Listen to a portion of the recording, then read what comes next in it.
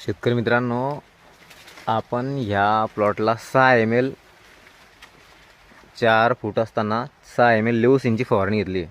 आता बरेच शेतकरी कॉल करून विचारत आहे की लिओसिन चालेल का, लिओसिन चालेल का. तर आता हे पहा तुम्ही, 6 ml लिओसिन घेतलं आहे मी. ही हाईट पहा, 6 ml लिओसिन घेतलेली असताना सुद्धा ही हाईट पहा माझी, म्हणजे 6, 7, 8 फुटावर तुरा टाकला आहे. आणि हे जे कणूस आलं आहे, हे कणूस 4.5 फुटावर कणूस आलं आहे. आणि डबल आहे 4.5 फुटावर कणूस. लिओसिन मारल्याने काहीच फरक पडत नाही शेतकरी मित्रांनो, घाबरू नका.